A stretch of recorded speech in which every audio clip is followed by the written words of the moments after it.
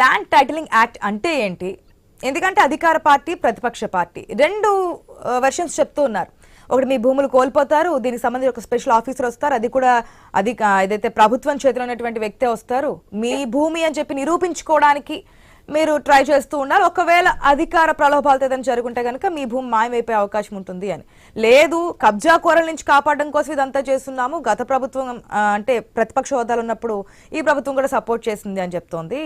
ఇది అసలు కేంద్ర ప్రభుత్వం తీసుకొచ్చింది, కొన్ని రాష్ట్రాల్లో, చాలా రాష్ట్రాలు అమలు కాలేదు. I think first or second ఏపీనే తీసుకొచ్చినట్టుంది అమల్లోకి. ఏ విధంగా చెప్తారు? ప్రజలకైతే ఒక క్లారిటీ ఇవ్వండి, తర్వాత రాజకీయ నాయకుల దగ్గరికి వెళ్దాం.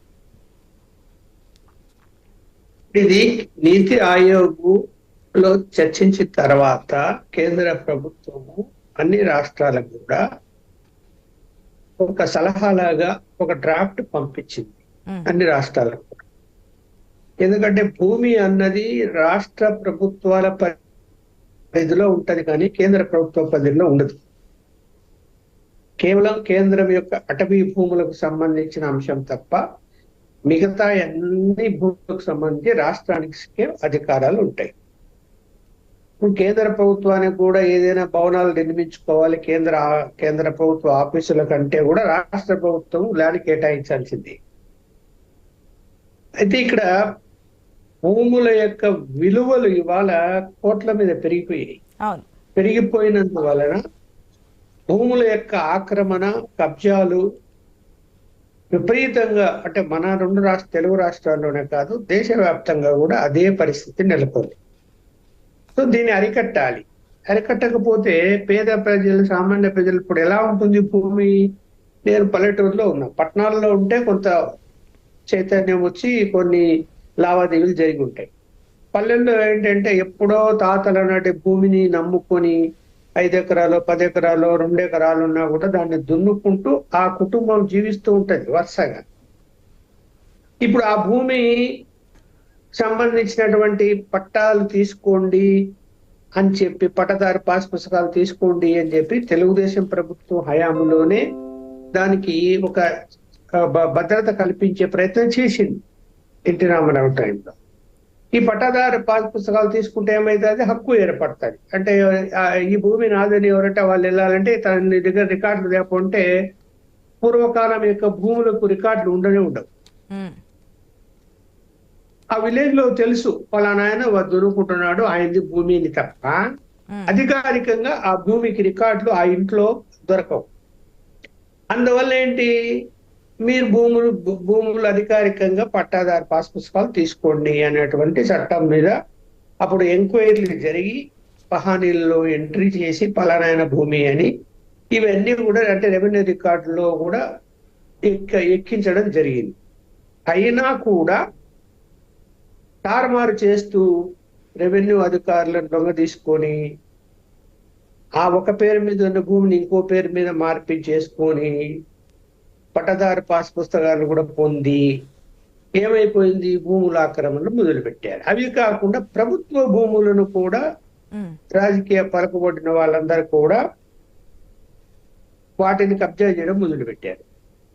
వీటన్నిటినీ ఏ విధంగా అరికట్టాలనే దాని మీద చర్చ జరిగినప్పుడు రాష్ట్రాలే నీతి ఆయోగ్లో చర్చ పెట్టినప్పుడు దాని మీద వాళ్ళు డ్రాఫ్ట్ తయారు చేసి ఇదిగో ఇలా మీరు చేసుకుంటే బాగుంటది అన్నది సలహా ఇచ్చారు తప్ప కేంద్ర ప్రభుత్వ చట్టం అయితే కాదు.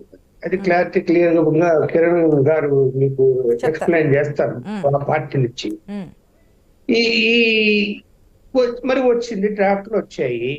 ఇప్పుడు మీరు అంటున్నారు మధ్యప్రదేశ్ లో తప్ప ఇంకెక్కడ ఏ రాష్ట్రాల్లో కూడా ఇంకా అమలు చేయలేదు అని. కరెక్ట్. అది అన్ని రాష్ట్రాలు కూడా ఆ యొక్క డ్రాఫ్ట్ చదివిన తర్వాత కొంత ఏమైపోతుందంటే మనకు భూమికి భద్రత కల్పించాలి అని, అంటే ప్రజలకు ఎవరి భూమి వాళ్ళకి భద్రత కల్పించాలి అని చట్టం రూపొందించేటప్పుడు కొంత అధికారులకు పవర్ అనేది అందులో చూపిస్తున్నప్పుడు ఏమైపోతుంది, వ్యతిరేకత వస్తుందేమో, ఎలక్షన్ ఇయర్ కదా మరి ఎందుకు అనవసరంగా అని చెప్పి ఈవెన్ బీజేపీ పాలిత రాష్ట్రాల్లో కూడా అది అమలు చేయలేదు.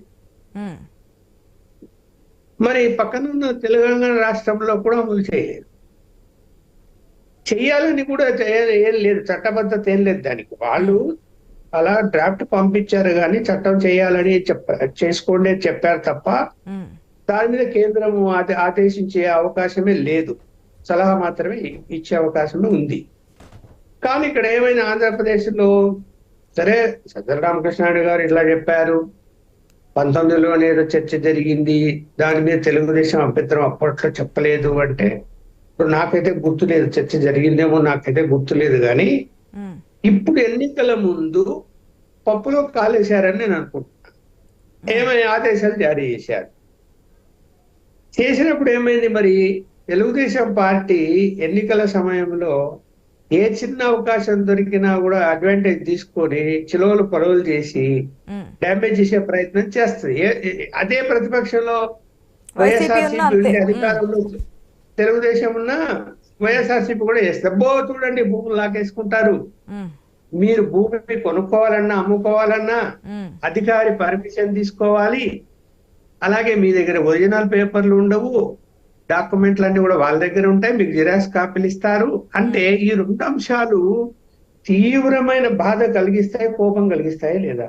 అంటే నా భూమి మీద నేను అమ్ముకోవాలంటే నేను ప్రభుత్వ అధికారి దగ్గర పోయి ఇప్పటికే కొంతమంది రైతులు మా పట్టా పుస్తకాల మీద కూడా జగన్ ఫోటో ఉంటుంది, ఆ రాళ్ళ మీద కూడా జగన్ యొక్క ప్రభుత్వం దాని మీదనే కోపంగా ఉన్నారు చాలా మంది.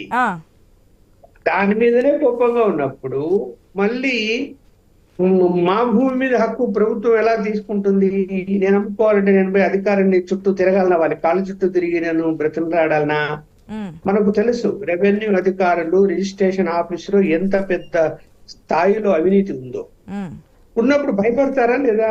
అరే వాడి దగ్గరికి వెళ్ళి పర్మిషన్ కావాలంటే వాడిని డబ్బులు ఇచ్చుకోవాలనేమో, అలాగే నా ఒరిజినల్ పీపుల్స్ వాడి దగ్గర అంటే వాడు మార్చేసి వేరే పేర్లతో చేంజ్ చేస్తాడేమో అనే భయం వస్తుందా లేదా? సైకలాజికల్ గా ఆ భయం సృష్టించేశారు. సరే ఇంకా ఏమి అది రూపుదిద్దుకోలేదు కానీ చట్టము, అయినా కూడా అవకాశం దొరికింది, సృష్టించేశారు. జనంలో విపరీతమైనటువంటి చర్చ మొదలైంది వారం రోజుల నుంచి. మరి ఇది ఖచ్చితంగా దీనికి అట్లా వైఎస్ఆర్సీపీ వాళ్ళు అలాగే తెలుగుదేశం వాళ్ళు ప్రధానంగా బీజేపీ వాళ్ళు సమాధానం అయితే జనానికి ఇచ్చే క్లారిటీ అనేది ఒకటి ఇచ్చి తీరాలి. మాట్లాడదాం, ఎందుకంటే ఒక వారం రోజులు బట్టి మీరు చెప్తున్నట్టుగా